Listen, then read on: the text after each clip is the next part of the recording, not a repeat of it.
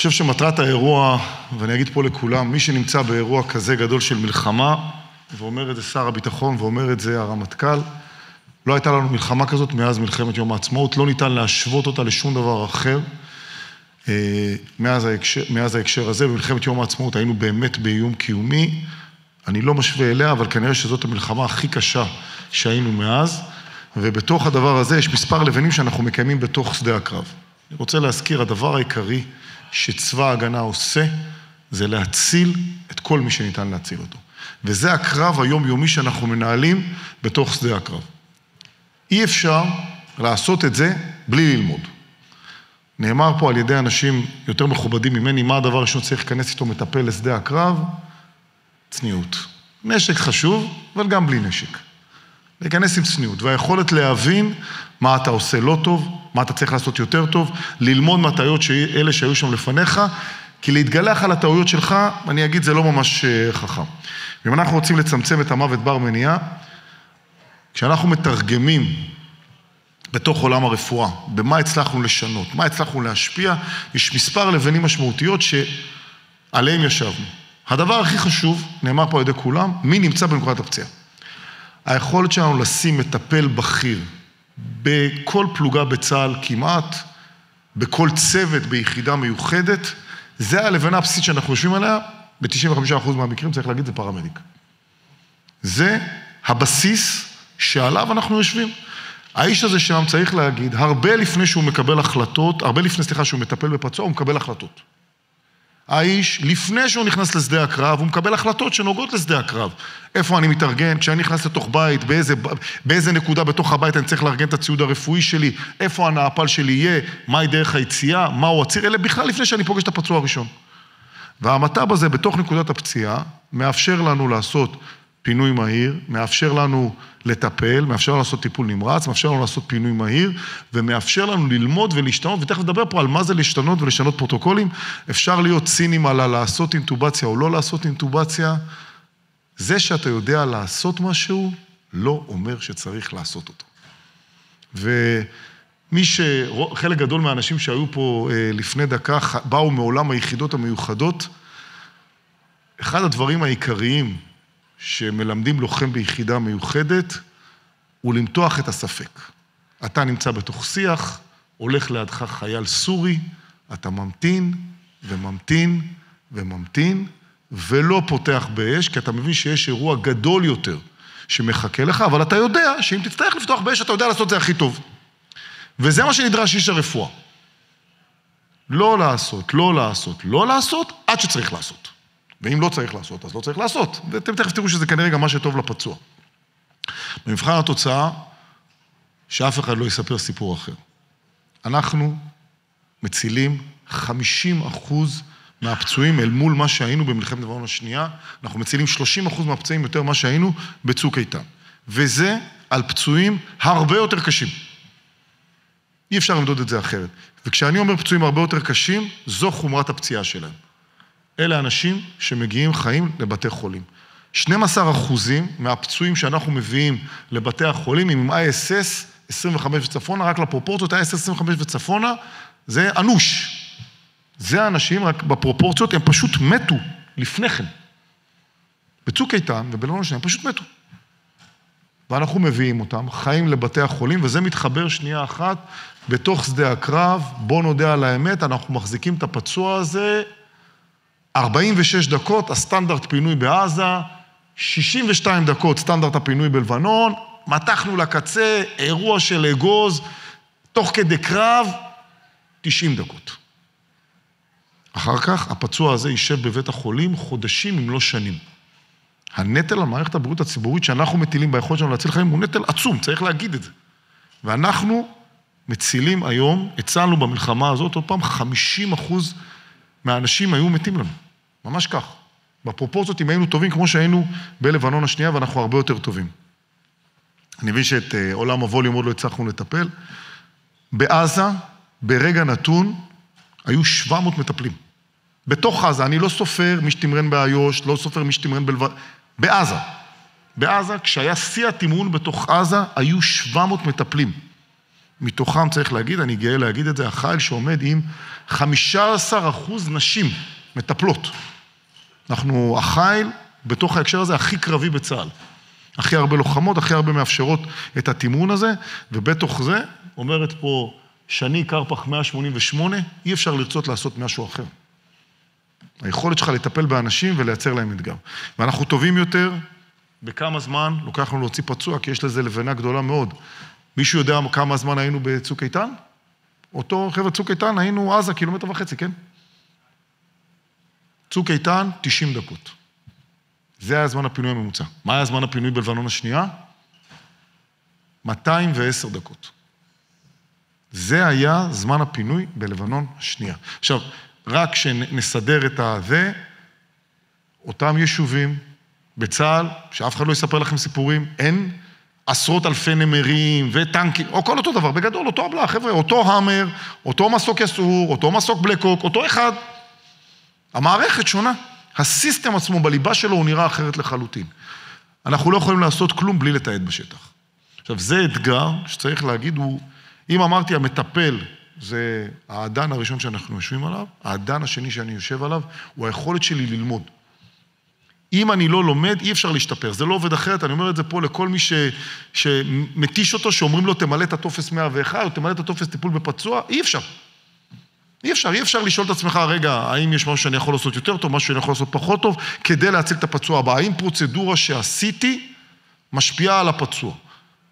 זה לימד אותנו שכשאנחנו עושים אינטובציה לפצוע בהלם, הסיכוי שלו למות עולה פי 10. למי ששואל למה לא עושים אינטובציה לפצוע בהלם. פי 10 הסיכוי למות כשאתה מבצע אינטובציה לפצוע בהלם. עכשיו, זה לא אומר שיכול להיות שהוא לא יצטרך את זה בהמשך. אבל כנראה שאם הוא בהלם, הוא צריך מוצרי דם, קודם כל. אחר כך, דברים אחרים. אז היכולת שלנו ללמוד, לאסוף, לשאול את עצמנו מה עשינו, איזה מיגון היה לפצוע, איך פיניתי אותו, איך זה, כל היכולת לאסוף את כל הדברים האלה, עוזרת לנו להיות יותר טובים בפעם הבאה. מאמר מ-2012. צריך להגיד, זה מעמד בסיס, שבגדול חיל הרפואה נשען עליו מ-2013. זה מאמר שמסכם את הלמידה של צבא ארצות הברית בעיראק ואפגניסטן. רק לפרופורציות, מאמר שמדבר, תסתכלו את המספרים, על מעל 4,500 הרוגים. אנחנו עוד לא התקרבנו לזה במספרים שלנו, וטוב שכך. 4,500 הרוגים אמריקאים, והוא שואל אותך, איך אתה בונה את האירוע? אז אחד, אני למד, רוב האנשים איפה מתים? לפני שהם מגיעים לבתי החולים. הרוב המכריע, מתוך ה-4,600 חללים הללו, 4,000 איש מתים לפני שהם מגיעים לבתי החולים. זאת אומרת, אם אתה צריך להשקיע אנרגיה, היא כנראה לפני בית החולים. ואז אני מתקדם ושואל, רגע, יש את האיש שעלה על מטען, התפרק לרוע המזל לעשרות אלפי חתיכות, לא ניתן היה להציל אותו. אז כנראה ששם המענה צריך להיות מענה מסוג אחר. המענה הוא של מיגון, של ציר, שם את זה בצד. אבל יש נתונים של הצבא האמריקאי. 24% מהחללים של צבא ארצות הברית ניתן היה למנוע את מותם. אני רק רוצה לסדר, המספרים שלנו היו זהים בלבנון השנייה ובצוק איתן. 1 מתוך 4 חללים, אנחנו בצוק איתן היינו בגדול 1 מתוך 5 חללים, ניתן היה להציל אותם. ואתה שואל את עצמך איך אפשר להציל אותם, אתה שואל את עצמך ממה הם מתו. רובם המכריע מתו מאובדן דם. אם הבעיה שלך היא אובדן דם, בגדול אפשר לפתור את הבעיה הזאת ב3 דרכים. אם הוא מדמם עם דימום שאתה יכול לעצור, תעצור את הדימום, עיין ערך שמחת עין, או שמתף א'. אם הוא מת מדימום שאפשר לעצור בחדר הניתוח, תביא אותו לחדר הניתוח כמה שיותר מהר. ועד שאתה מביא אותו לחדר הניתוח, תן לו משהו שהוא צריך. אם הוא איבד דם, תן לו דם. זה אתגר גדול מאוד, ואנחנו, חיל הרפואה השתנה בגלל התהליך הזה. ואנחנו מבינים שכשאתה נותן לפצוע מוצרי דם מהר, היכולת שלך להציל אותו עולה בעשרות מונים.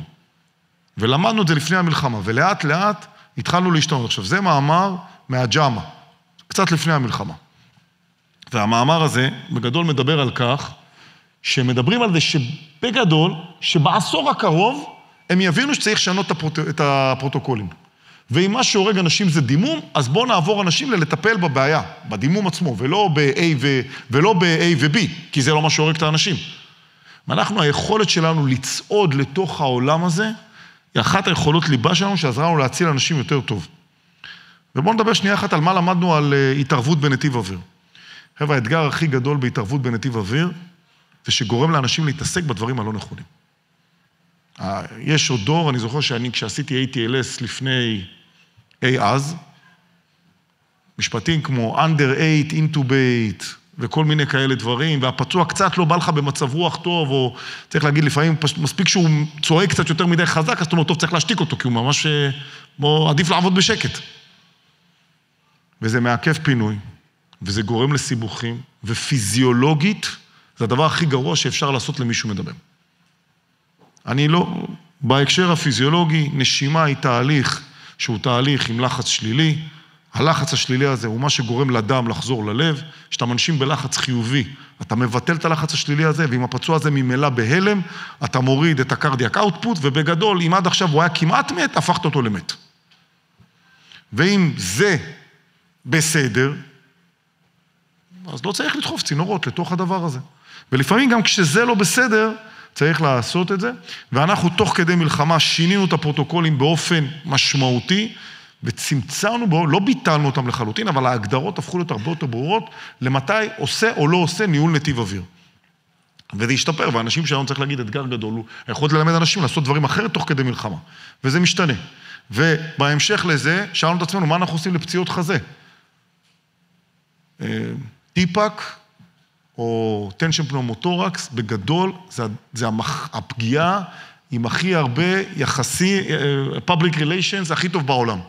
מופיע בחצי מהסרטים, זה נראה מגניב, אתה תוקע, עושה לחץ, עושה פס, זה נחמד, ואז הולכים לשתות בירה עם הפצוע, ואנחנו מספרים איזה סיפורים יפים, וכשאתה מתרגם את זה לרפואה, אתה מבין שאין בזה שום בסיס רפואי מאחורי האירוע הזה. אין מאחורי זה כלום. אני חוזר ואומר, כל הבסיס הפיזיולוגי שעומד מאחורי הטיפק, אין מאחוריו שום דבר. כלום. איזה שהם סיפורים על פצוע בווייטנאם, ואלף לילה ולילה, ודקרתי אותו, וכנראה שהוא פשוט צעק, כי דקרת אותו, והחפת לו, וחשבנו שקרה לו משהו. כנראה שהדבר שהכי גורם לטנשן פנאומותורקס בפצוע, זה מתמחה נלהב בכירורגיה כללית, שבא להכניס סנטרליין לפצוע מורשם במחלקה פנימית. זה בגדול האנטיטי הכי משפיע, זה לא שדה הקרב. ואנחנו מבינים שאנחנו צריכים לשנות, וכשאני אומר שאנחנו צריכים לשנות, זה לא אני יושב באיזה חדר אפל ומתכנן תוכניות, אלא ועדת מומחים לכל הפרוטוקולים שלנו, שיושבים בה, צריך להגיד, יורם קליין, באמת, הליגה מספר אחת, אלון אחד מהחברים, הליגה מספר אחת של אנשי הטראומה במדינת ישראל, ואנחנו שואלים את עצמנו, מה יותר טוב לפצוע? ואתה מביא דאטה. אני אגיד שבנוגע לפציעות חזה, כשאני הייתי רע"ן רפמ"ץ 3 שנים לפני המלחמה, הייתה לנו את אותה דילמה, ואמרנו כבר אז, בוא נבטל את הטיפק, ובוועדה אמרנו, תקשיבו, בכל זאת, כל הפצוע הולך על, כל העולם, מדבר על זה, כל העולם עושה על זה, מי אנחנו שנשנה את זה? ואז תוך כדי מלחמה, הבנו שלא. מגיע המון דאטה, ואתה מבין שאין בזה באמת צורך, ואתה משנה את הפרוטוקול. ואנחנו נכנסים לתוך האירוע הפיזיולוגי, ועדת מומחים מאוד מאוד גדולה, והשפעה, ואנחנו מבינים בעיקר שזה פוגש אותנו בתוך ההקשר הזה, ואנחנו פשוט אוסרים את השימוש בטיפק בקרב פצועי צה"ל, ואם אתה צריך לעשות משהו, כבר תעשה נקז חזה, אם כבר החלטת שזה צריך להיות פרוצדורה. וזה אתגר משמעותי, ועוד פעם, איך אתה מלמד אנשים לעשות את זה, ואיך אתה מיישם את זה תוך כדי מלחמה, והתחלנו בזה שאנחנו מוציאים את הנידל מתוך תרמילי מט"ב, אני צריך להגיד מתחביביי, למצוא נידל בתיק מט"ב של מישהו בצה"ל, זה אף פעם לא מסתיים טוב. מה? לא הבנתי? תקלה? אני באמת אומר. תקלה. לא, אני שואל את עצמי, האם זה תיק שרוענן, או שהיה שם כבר, יושב שם כמה חודשים? סליחה? מה שנקרא, מישהו עוד יחטוף על זה עוד היום בערב, אני מבטיח לך. זה לא משנה איזה יחידה, אני הולך בבסיס, זה לא זה, עוקר את האירוע הזה. ואנחנו רואים שגם כשאתה מלמד תוך כדי מלחמה, וזה אתגר גדול ללמד לא במלחמה, ללמד אנשים לעשות משהו אחר, וזה אתגר גדול ללמד במלחמה. טיפול במוצרי דם, אחת הלבנים, צריך להגיד, הכי משמעותיות שלנו תוך כדי מלחמה, ואנחנו מבינים שזה באמת, באמת, באמת מייצר הבדל. עכשיו, תבינו רק על מה אנחנו מדברים. פצוע שמקבל דם מלא זה מישהו שבהגדרה שלו הוא בהלם עמוק. אחרת לא הייתי נותן לו מנת דם. עכשיו, רק שתבינו שכשאנחנו מנתחים את הדאטה הזה יותר לעומק, מרביתם ממשיכים, כי אנחנו יודעים להצליב את הנתונים האלה אל מול מכון גרטנר, מרביתם מגיעים לבתי החולים וממשיכים לקבל מוצרי דם. זה אומר שההחלטה הייתה החלטה נכונה. ואנחנו מצליחים להציל אנשים, וצריך להגיד, פלזמה מיובשת עדיין נמצא. פלזמה מיובשת עדיין נמצאת בדרג המטפל שאין לו מקרר צמוד, זה שהולך ברגל, עדיין קיים המוצר הזה, זה עדיין מוצר דם, עדיף על קריסטלואידים, שאנחנו היום כמעט לחלוטין מוציאים את זה, בפועל משתמשים בזה היום רק להתייבשויות. אין, זה לא משהו שאנחנו מקבלים את הטיפול בו היום בשדה הקרב, והיכולת שלנו לעשות את זה היא יכולת מדהימה, ותחשבו שכל אחד שקיבל את זה, כנראה שלא היה מקבל את המנת דם ולא היה מגיע לבית חולים תוך 40 דקות, המשמעות שלו שהייתה מת. אם אני מחזיר אתכם ל-12% שאנחנו מגיעים לבתי החולים במצב אנוש עם ISS מעל 25. אם הייתם שומעים את זה, זה פצוע שכנראה לפני שנתיים היה מת. מגיע עם רסיס בצוואר, וכולם גיבורים גדולים, ואף אחד לא עושה לו אינטובציה. מושיבים אותו. פשוט מושיבים אותו. הוא מתעקש, מנסה לשכב כל הזמן, והצוות פשוט דוחף אותו לשבת. כל הצוות, צריך להגיד, מי הפרמדיק שפגש אותו בבית, דרך הצוות פינוי, דרך המסוק ב-669, אף אחד לא מנסה, למה? כי רואים שהוא מסתדר, הוא בישיבה, הוא מסתדר, הכל סבבה. מסיים, הכל טוב, ראיתי. כבר נפנפו לי 2-5. והוא מגיע, חי לבית החולים, בסוף פצוע, צריך להגיד, עם רסיס בקנה הנשימה, אם מישהו היה מנסה לעשות לו אינטובציה, הוא היה מת. אין איך להגיד את זה אחרת, זה קבוצת טראומה שיש פה כמה אנשים שחברים בה, ראו את זה בלייב. את האירוע הזה, ומי שמכיר את יורם לא מפרגן לאף אחד. בקושי לעצמו הוא מפרגן, צריך להגיד. כן.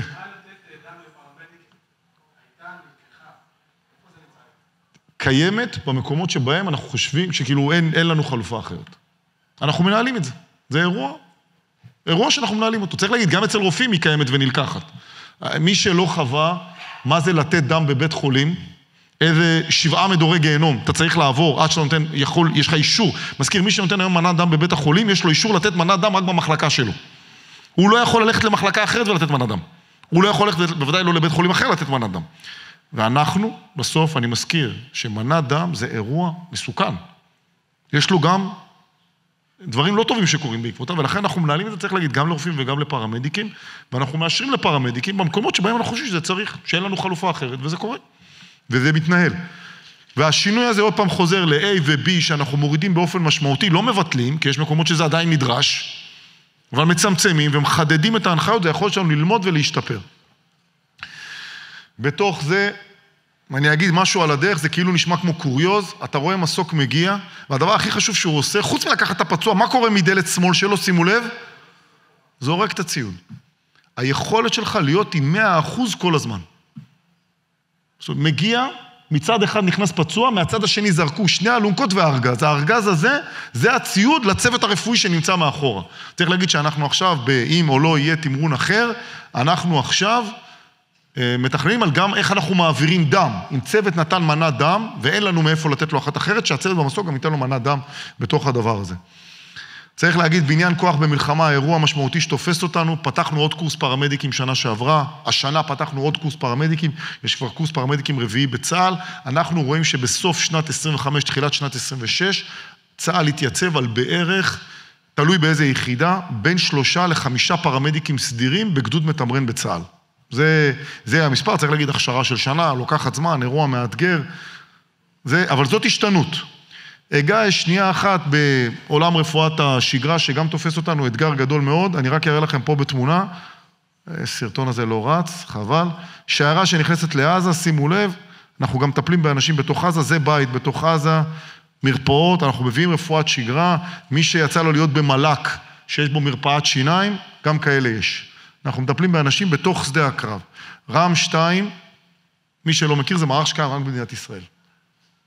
יכול להיות שלך לעטוף משפחה, אירוע מורכב מאוד, עוד פעם בגלל אחריותנו לפצועים, אני רץ פה מהר כי אין לנו פה עוד הרבה זמן, אנחנו משתנים המון בעולם הדיגיטציה, אני אומר את זה ככה, CPR Go, היכולת שלך לנהל רשומה רפואית, בלי רשת.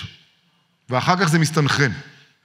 זה אתגר גדול, אנחנו עכשיו נמצאים בעולם של שוב פצועים, היכולת לנהל פצוע על מערכת שמתממשקת עם הצייד, מי שמבין בזה לא מבין בזה, התקדמנו בזה המון תוך כדי המלחמה, מקווים בעד הקיץ, נהיה עם בשורה חזקה, פצועים, אנחנו מצילים כל כך הרבה, יש לנו אתגר גדול מאוד בשיקום. גדול. ויש יחידה שלמה שמוקמת למרכז החלמה ושיקום, איך אתה מלווה פצועי צה"ל, עוד פעם, מתוך המחויבות שלנו, אני רץ פה מהר, בריאות הנפש, זה נשאל פה, אנחנו מתעסקים בזה המון, זה חלק מהחוסן של היחידה. חלק מהחוסן. חייל מדבר עם אמא שלו. זה בונה חוסן. ככה אתה עושה את זה. אנחנו מטפלים במאות אלפי חיילים, שימו לב, מאות אלפי חיילים בתוך שדה הקרב, רובם המכריע חוזרים לשירות ביחידה שלהם. זה בסדר. אמרו פה אנשים יותר חזקים ממני, ובסוף שיעור ה-PTSD שלנו הוא נמוך בקנה מידה עולמי. הסטנדרט העולמי צריך להגיד, ל-PTSD הוא בערך 15% מהנפגעים. אנחנו היום עומדים על 5-6%. זה כנראה, זה מתחיל, צריך להגיד, מהחוסן של היחידה, שמאפשר להיות חזקה. זה כנראה תלוי ראש וראשית במפקד וביכולת שלו להכניס את חייליו ולהוציא אותם מהתמרון. אני ארוץ פה על דברים, תעצומות, המון עיסוק ביחידה לתגובות קרב, לא מפתיע. זה המקום היחיד במדינת ישראל שבו אזרחים מטופלים על ידי צה"ל. זה לא קורה בשום מקום אחר. ובסוף, התחלתי באנשים, אני מסיים באנשים, חיל הרפואה, שהוא בגדול החיל הכי קטן בצה"ל, 63 חללי רפואה, חובשים, פרמדיקים, פרמדיקיות, חובשות. הנופלת הראשונה שלנו היא חובשת בקרב בנחל עוז. זה אתגר כבד. הכי הרבה חללים יחסית לגודל החיל, מאתגר מאוד, ונופל על ליבת הגבורה שיושבת בחדר הזה, של אנשים של פעם אחר פעם חוזרים לשדה הקרב כדי להציל אנשים. שוב פעם רוצה להודות לכם על ההזדמנות ועל הגבורה הרבה שיושבת פה בחדר, ויכולת שלנו להציל חיים מדי יום. תודה רבה לכולם.